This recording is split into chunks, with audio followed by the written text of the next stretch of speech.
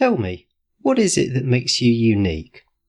It's a fairly common interview question, but how do you go about answering it? And how do you figure out what it is that does make you unique? That's what we're going to talk about in this week's episode. I'm Jeremy Klein, and this is Change Work Life.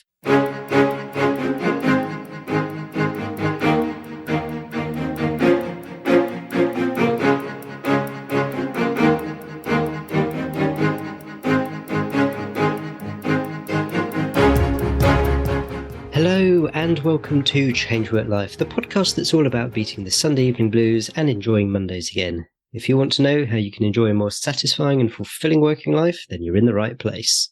One of the questions I've always found hard to answer is, what is my USP, my unique selling proposition?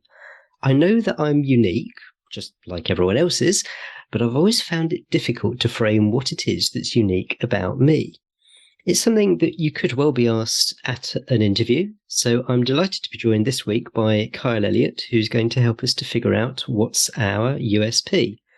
Kyle is a high-tech career coach, a mental health advocate, and a trusted confidant of some of the biggest names in Silicon Valley. And one of his specialties is helping you to figure out what makes you fabulous and how to own it. Kyle, welcome to the podcast. Yes, I'm so excited to be here. Thank you for having me. And we're really covering one of my favorite topics. So this is perfect and will be a great conversation. Well, why don't you start by telling us a bit about your coaching practice? Who are your typical clients? Yes, so my typical clients are senior managers and executives in high tech in Silicon Valley, and more broadly, really people who are incredibly fabulous, who are in these really difficult to penetrate industries. And they have this fabulousness, but they really struggle to own it and share it with the world. So where I come in is I help people identify what sets them apart from the hundreds or thousands of people applying to Google, Amazon, Meta, these really competitive companies, and say, once we identify what's unique about you, how do we communicate this and share this with recruiters and hiring managers? And I'm excited to help walk listeners through that process today. And what was your route into coaching? Because almost inevitably, coaches never start out being coaches. Yes, I've yet to meet someone who, when they were 5 or 10, is like, I want to be a coach when I grow up. For me, it started on Fiverr. So I literally charged $5 on this online marketplace for resume reviews, LinkedIn profile summaries. And this flourished from a college side hustle into this full-time practice where now I work with some of the biggest names in Silicon Valley in tech. And most of my business comes through word of mouth. So people would say, Kyle helped me get a job at Google. You should go work with him. Kyle helped me get a job at Deloitte. You should chat with him. And then it just kept growing and growing from there. And I discovered this love of helping people identify what sets them apart from other people and then learning to own it as well. What got you starting to do this on Fiverr in the first place? I was in college and just wanted to be able to afford coffee. And then we had a Subway, a sandwich shop on campus. And I was like, how do I make money while in college to afford this love of coffee, this love of Subway? They had pizza at this sandwich shop. How do I afford this love of pizza? So I was like, I'm good at finding jobs. I'm good at writing and helping people. Maybe I can do these resume reviews, write these profile summaries on Fiverr. So I checked it out and I was really good at it. I got several hundred clients on this online marketplace. And as a college student, if I could do 4 or 5 of these an hour, that was $20, $25 an hour. It was really impressive as a college student. And then from there, it just kept growing and growing. Awesome. That's an interesting way to start out and to try it out. So regular listeners will know that I'm always looking to start with some definitions. So what do we mean when we talk about a unique selling proposition, a USP, when you're talking about a person or a candidate? Yeah, when I'm talking about a person or a candidate and we're talking about their unique selling proposition or what I call their fabulousness, I'm trying to think of what sets you apart from every other applicant applying for a role. So I often work with product managers, program managers, project managers. Those types of PMs are my most common clients. But really any job seeker, when you're applying to a role, there may be hundreds, if not thousands of people applying for the same role as you. And identifying your unique selling proposition helps you stand out, because a lot of the people who apply for the role, they're going to be equally qualified. And you have to say, here's what sets me apart from them. Here's what's better about my approach or unique about my approach or different. And your ability to communicate that is going to increase your chances of landing an interview. And that's your ultimate goal, is to be able to increase your chances of landing an interview. And then once you land an interview, be able to increase your chances of converting that interview into a job offer. I think you've partially answered this, but what is it that's important about having a USP? Is it just that standing out piece? I think part of it is standing out. And then the other piece is the job search can really, really hurt your morale. It can be a huge morale booster, applying over and over. And I find once clients say, hey, here's 10 or 15 things that set me apart from other job seekers, it helps boost their confidence.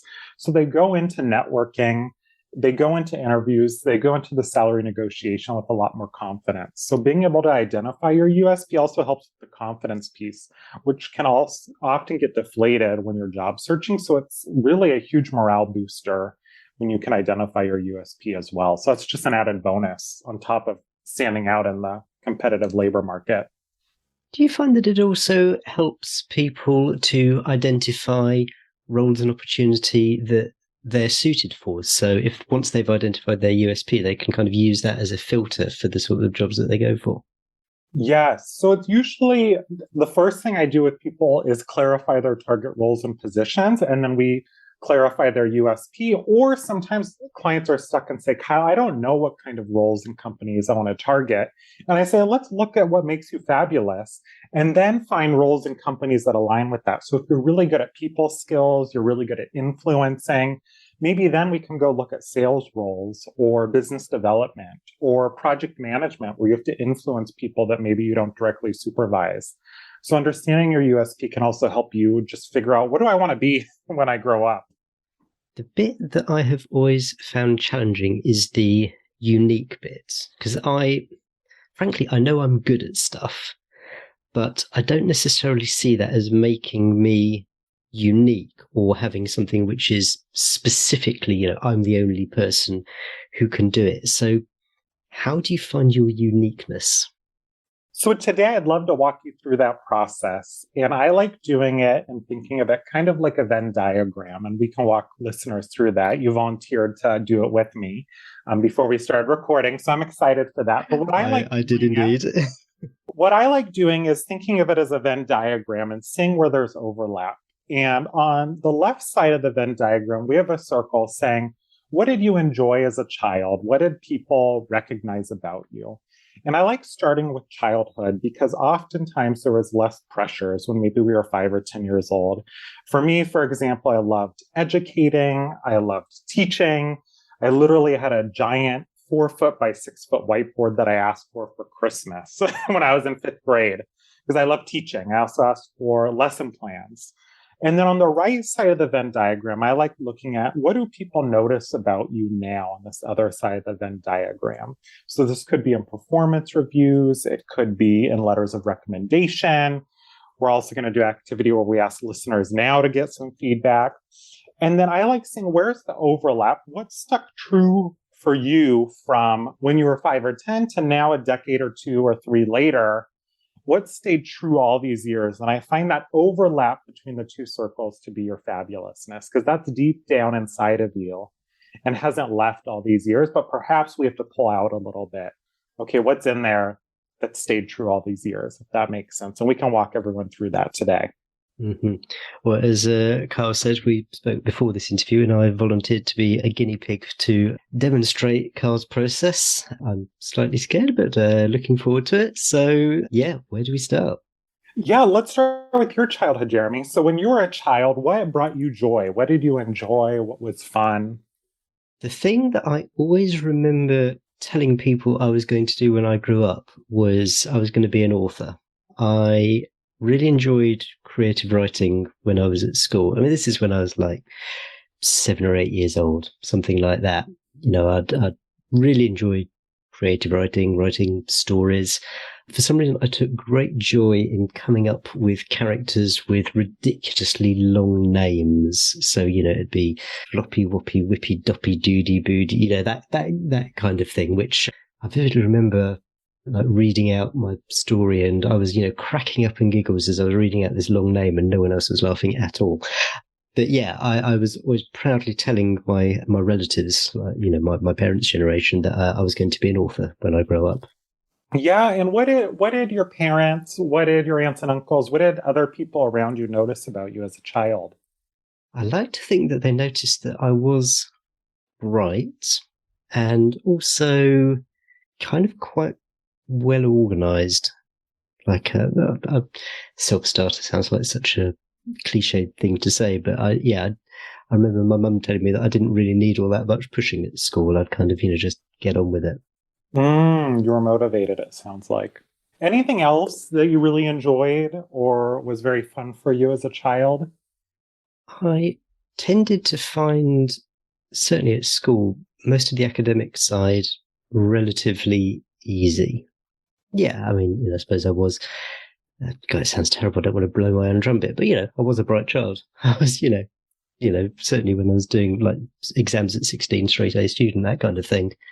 It definitely got harder the older I got, but yeah, aspects of it I did really enjoy. I also got into music at a relatively early age, and this is quite interesting because I started with the recorder, then moved up to flute, and aged 11, I hit a wall where I thought I'm going to give up playing the flute. I wasn't getting on terribly well with my teacher. I wasn't really practicing. I was getting fed up with it. And then aged 11, we did a summer concert at school, and I was playing in the school orchestra. And looking back, it was probably awful. The parents were there under sufferance to support the children, but I doubt it was a particularly pleasant experience. But performing in that concert changed my mind. Something clicked. I realized that was what playing music was about. It was being part of that group. And yeah, ever since then, that has always been where I've derived pleasure out of playing music. It's when I've been part of a bigger group, be it an orchestra, a wind band, playing in the pit band for a local play, that kind of thing. Anything else from your childhood? I mean, we've covered a lot of good things here and pulled out a lot of stuff. And for those listening, I want you to start reflecting on your childhood and filling out this left circle on the Venn diagram with those things you enjoyed as a child, with those things other people recognized about you, really anything that you enjoyed or found fun as a child. Definitely used to play Lego quite a lot. Enjoyed that. And interest in kind of the more fantasy sci-fi side of things probably started at a fairly young age. We always used to watch Doctor Who in our house, and I'm talking about like 1980s Doctor Who, not the 2000s reboot here. So yeah, I guess I've kind of always been into that sort of fantasy sci-fi side of things. So I think that's what I can dredge up at the moment. I love that. Now we're going to fast forward a decade or two or three and look at the present. What do you enjoy now, and what do people recognize about you now? I have been told that I am a good listener. And one of the things I really like about these podcast interviews, and I'm conscious that now you're asking all the questions, but yeah, I love asking questions, listening to what people are saying, and picking out interesting points. So I have been told, on a few occasions that I am a good listener, and also I ask good questions. I've also been told, partly in podcasts and also at work, that I am one of the more organized people. I do tend to get stuff done. I like to be organized. I like to make sure that my podcast guests are comfortable and well briefed and that kind of stuff.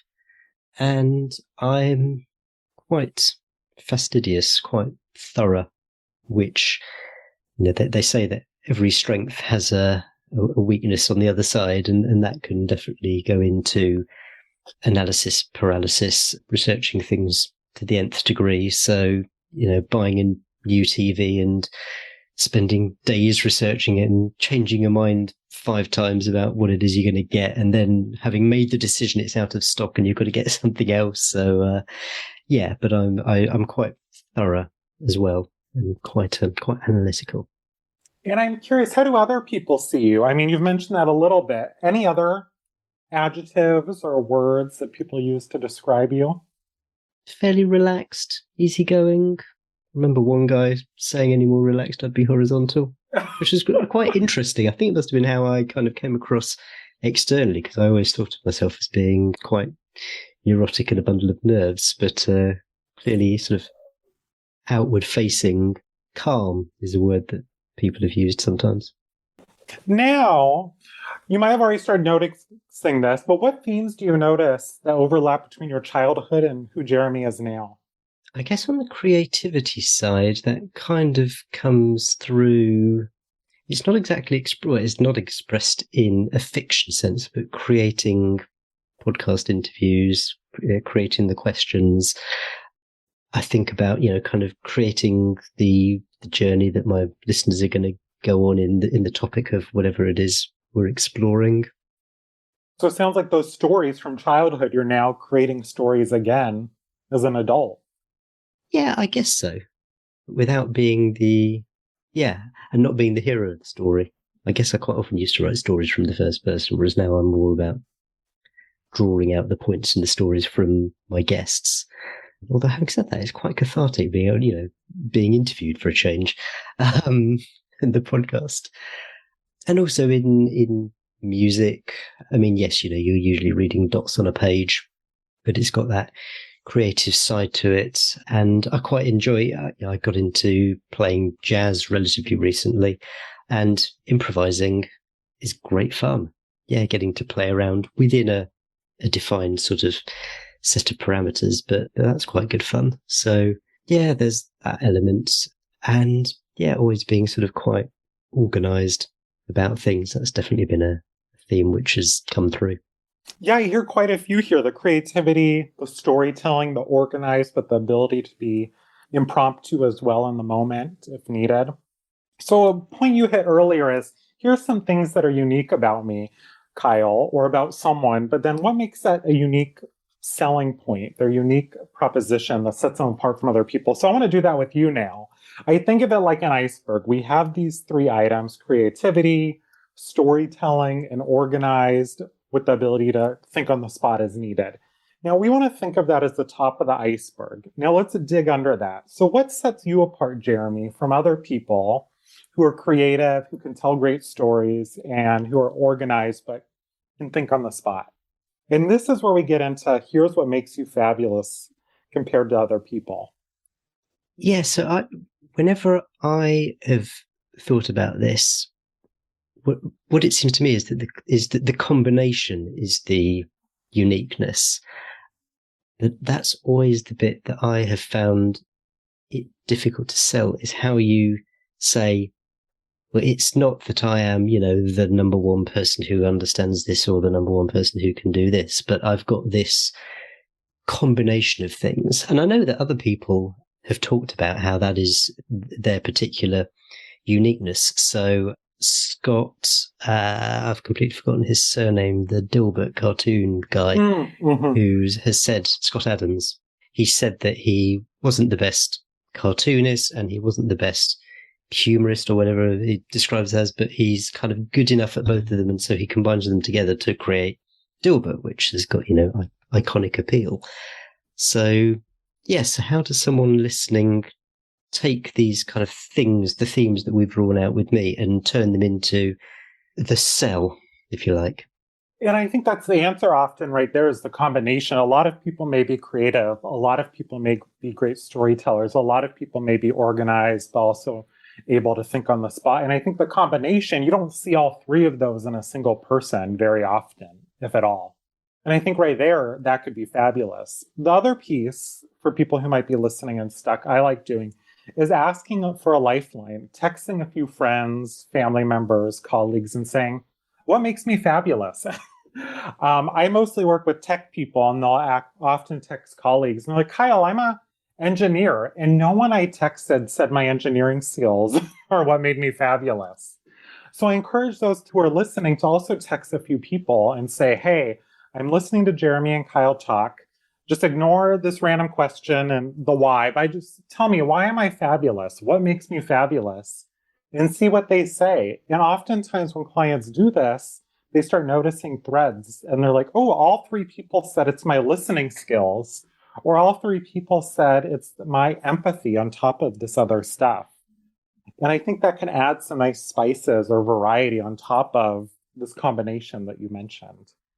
I completely agree with that. And it's something I do with my coaching clients is like a 360 questionnaire. So a list of questions which I ask them to send to friends, family members. And it's fascinating giving you the insight into their lives, but also seeing the themes which run through. So I was looking at one earlier today, and yes, pretty much everyone was saying the same thing on a particular aspect, which is like, when you're inside the bottle, you can't read the label. It's quite hard to see this from the outside without getting that sort of external perspective.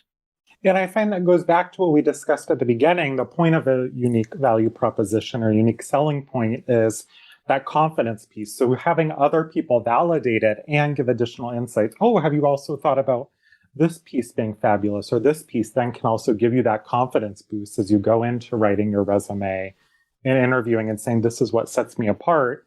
You also have validation from outside or external perspectives as well. So how do you draw this across when you're putting in an application, when you're writing your CV, when you're in a job interview?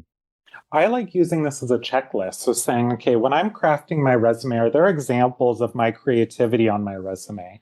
Are there examples of my storytelling? Are there examples of me being organized, but also able to think on the spot? And then are there examples that combine all of these and really creating a talk track or bullet points that have all of these, and then repeating that in each of your documents. So does my resume have this? Does my cover letter have this? Does my LinkedIn profile have this?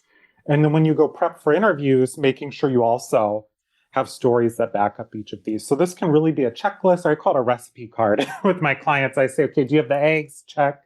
Do you have the milk? Check. Do you have the butter? Check. And I think for Jeremy, this would be your checklist. And for those listening, you can figure out what are my 2, 3, 4 things that make me fabulous, and make sure then that those are mentioned in all your career documents and interviews. And so if you get asked directly the question, what makes you unique? What is your USP? How can you craft that without it kind of coming across as clunky? Or do you do that anyway? So, my uniqueness is my combination of blah, blah, blah, blah. How can you phrase it?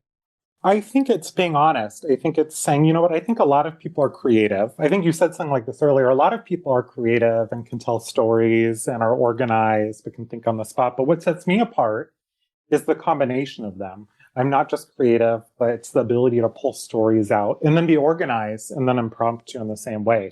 So this showed up when I was a child, and then now it shows up through my podcast, through my coaching work, through the time I spend with my daughter. It shows up in all these areas, and then I have stories to back it up. And I think that's how you can really be effective in selling that. So I'm just thinking, one thing that lawyers, because I'm a lawyer by background as well, lawyers are notoriously bad at maths. You can say, well, I'm a lawyer, but I'm also pretty good at maths. And I'm now trying to think how you could actually show that as a benefit. Well, actually, you solve math problems in different ways to the way you might solve other problems, and you do it in a particularly, logical way, which could be advantageous for lawyers, I guess. Exactly. And the key when you're identifying this is not always the exact skills, but you're communicating it to employer and saying, here's how it's a benefit as well. So I have this creativity, this storytelling, these organizing abilities. Now here's how that's a benefit to this company that I'm applying to, and then connect the dots for them. And that's how I like rounding out that answer of what makes you fabulous. Here's why that's a benefit to Meta or Google or Amazon or whatever company you're interviewing with. So if you're going for a job which is likely to have hundreds or even thousands of applications, and, someone maybe will spend 30 seconds looking at your resume.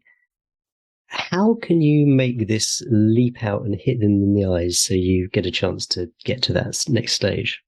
I like having a really powerful summary at the top of the resume that conveys this. Some really quick, short stories that demonstrate each of these three. I would maybe even have 3 bullet points at the top of your resume, a summary, and have one really powerful example of your creativity, one really powerful example of your storytelling, and then one powerful example of how you organize something. And actually tell clients to think like a lawyer. I'm glad you mentioned that. And I say, this is great, but where's the proof? Where's the evidence? So anytime you make a claim on your resume, I want you to pretend a lawyer is about to scrutinize you. And they're going to say, where's the proof? Where's the evidence? So I would do the same thing on your resume. I would say, I'm creative. Here's an example. I'm a great storyteller. Here's an example. I'm organized. Here's an example. And I find that's really powerful because if someone's reading through a bunch of resumes and they see bam, bam, bam, wow, there's 3 really memorable stories from this person's career, that can be really powerful for them. And I like using a summary so then you can draw a story from now, you can draw a story from 10 years ago and summarize it or add a bunch of highlights at the top without having to go in chronological or reverse chronological order. Let's say that as a wide-eyed child, you had all these aspirations and you enjoyed doing the storytelling and all that kind of stuff. And then, if you like, real life hit. And so all of your professional experience has been coding or something like that. But having worked with you, they really want to explore the more creativity side, but they perceive that they haven't got any experience on their CV, which they can use to draw that out. I mean, maybe you'll correct me, but I can't imagine saying, yes, as an 8-year-old, I was really great at writing stories and putting that on my CV for whatever the job might be at Meta. So how does someone get around that? There's someone who, on the one hand, they're looking to be truer to who they are, who they were, what really does make them fabulous, but without necessarily having had the opportunity to express all of it in their work history. Yeah, that comes up a lot. What if in this example of someone wanting to be creative who maybe has this coding background, I would consider highlighting how that coding background's a benefit. So a lot of people say, oh, I don't want to talk about coding too much, Kyle. That's going to scare people away if I'm applying for creative roles. And I take a different perspective as a coach. I like shining a light on that. And I would say, what sets me apart from other creatives is my coding background. And here's that's a benefit. One could be, I create stories through code. If you think about it, code is just a different way of writing and communicating and sharing stories. So let me shine a light on that and give you some examples of how I shared stories through code, or how I had to communicate, or how I had to be creative and solve problems. I remember I did this workshop for students, and our job was to communicate how everyone in the room had transferable skills related to project management. And one of the students raised her hand and said, Kyle, I don't think I have any relatable skills. I work in a morgue. There's no one alive. It's just dead bodies. And I said, oh gosh. I'm like, the worst kind of person who can raise their hand. It's going to be difficult. I'm like, okay, let's try. And then we realized she actually was a project manager. Each body came in and she managed the body from start coming into the morgue until it exited the morgue and moved on to the family. And we realized she deals with timelines, schedules, budgets, cross-functional communication, collaboration, all of this.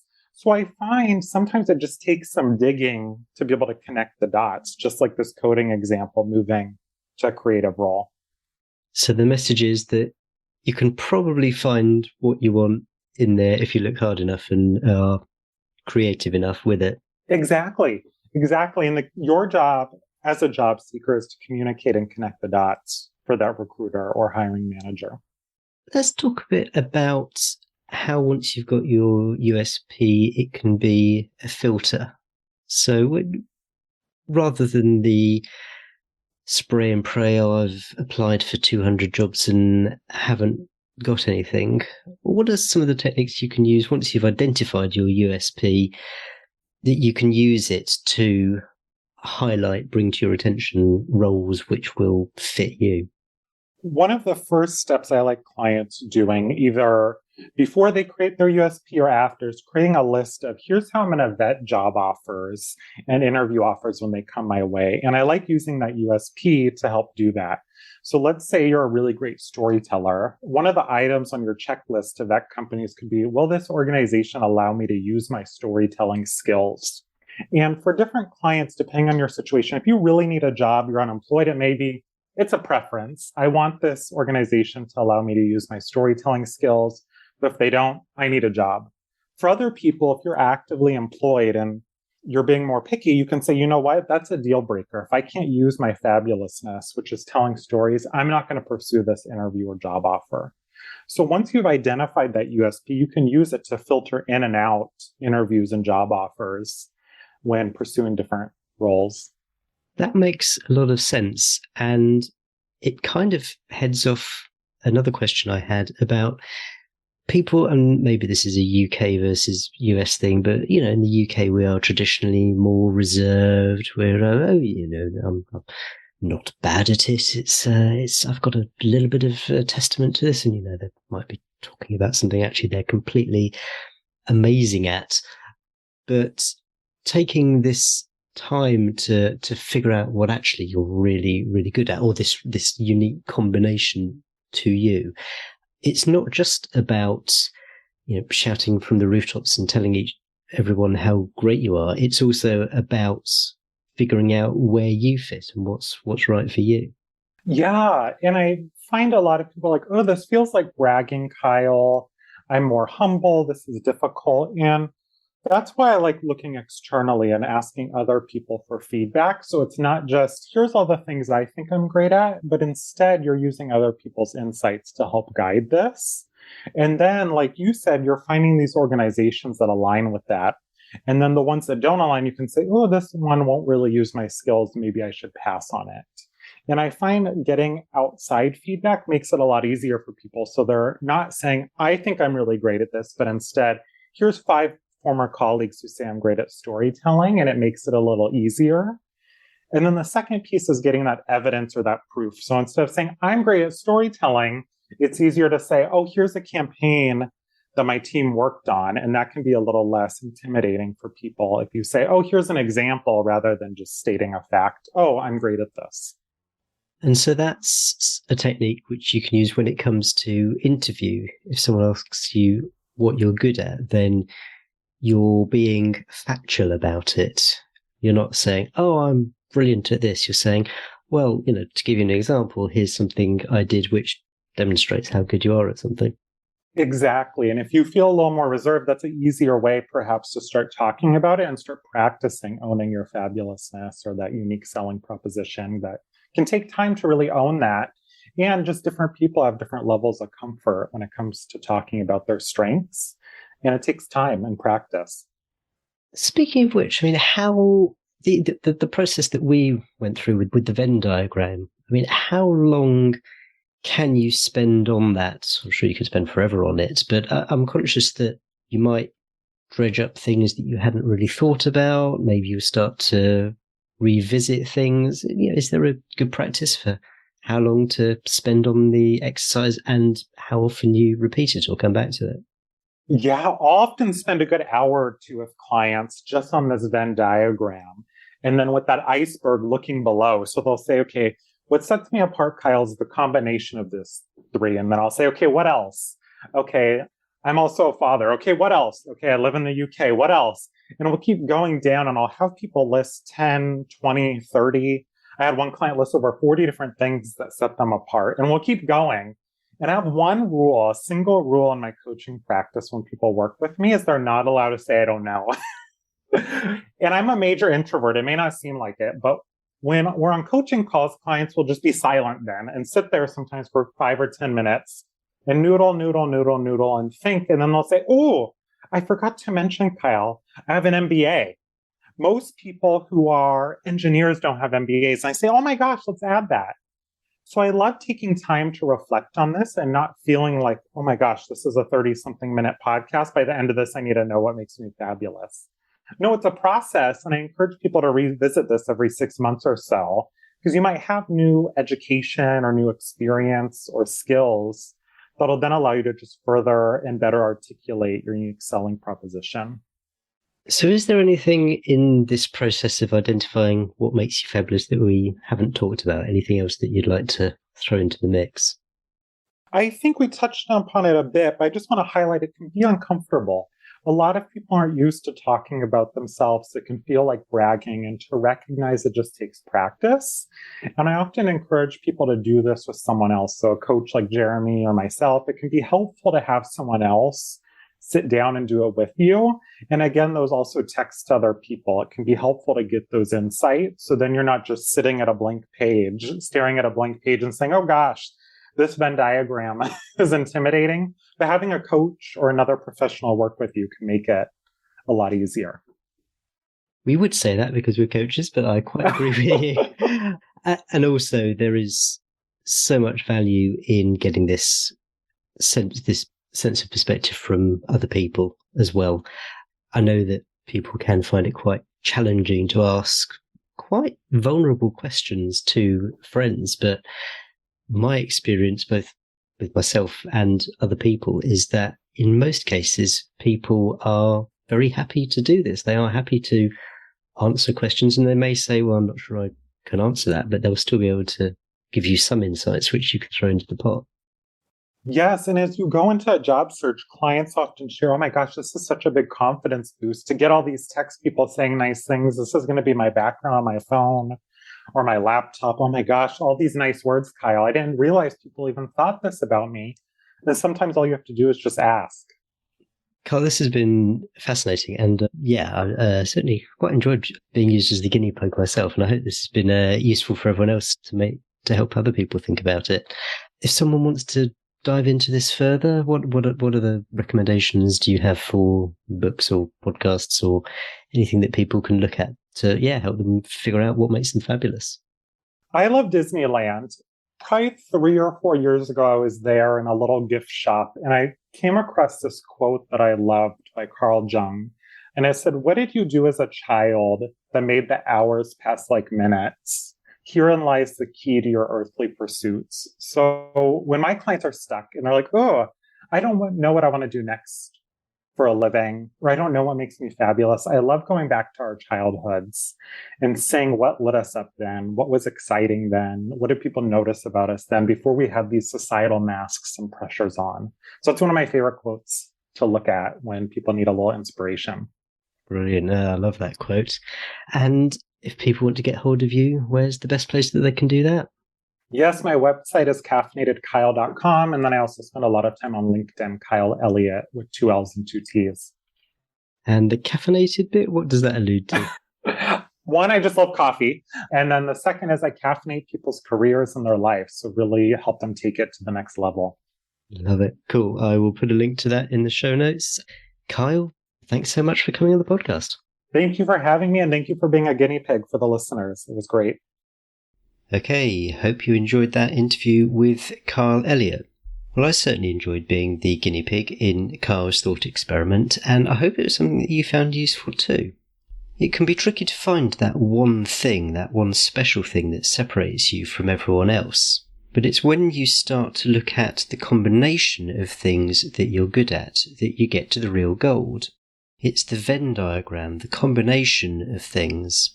There's going to be far fewer people who have that combination that you have, and it's that that's going to make you uniquely suited to do a particular role. Kyle also made the important point that employers want evidence. They don't just want you to tell them what you're good at, but they'd like to see some proof of that as well. That's why it's important to come up with some examples which you can offer at interview. So do have a go at that thought experiment and see what you come up with about what makes you unique. There's a full set of show notes and a transcript there at changewhatlife.com/148. That's changewhatlife.com/148 for episode 148. And if you'd like some help figuring out what makes you unique, maybe you do the thought experiment, maybe you dive back into your past, but you can't draw out those distinctive characteristics that are just you. Well, that's maybe something that I can help with. Figuring out who you are is a key part, it's a key foundation of the coaching that I offer. Wherever you are in your career, the easiest way to figure out where you want to get to is first to start with where you are now. An analogy I heard, which I absolutely love, is it's like going into a big shopping mall and you kind of know that you might want to go to the Levi's store or maybe you want to go to Dunkin' Donuts. But in order to get there, first of all, you need to look at the map at the bottom of the escalators and look for that dot which says you are here. If you work with me, we'll spend a little bit of time figuring out just where you are, and that's in terms of things like your strengths, your values, and what it is that makes you you, what it is that makes you unique. So if that sounds like it might be something that's helpful for you, then take a look at changeworklife.com/coaching. That's changeworklife.com/coaching. You can find out a bit more. And if you'd like a free introductory 30-minute coaching session with me, then you'll find a link there where you can book that in. That link again, it's changeworklife.com/coaching. Now, whilst you might be in the thick of your career just at the moment, chances are there's going to come a time when you think about slowing down, maybe reducing your hours, maybe even retiring completely. It might seem a long way off, but there's a lot you can do now to make sure that when retirement comes, you're in a financially secure and stable position to enjoy it. That's exactly what we're going to be discussing in 2 weeks' time, so if you haven't subscribed to the show already, then make sure you hit subscribe on whatever app you're using at the moment. If it's Apple Podcasts, there should be a little plus button. You'll then get the show as soon as it's released, and I can't wait to see you then. Cheers, bye.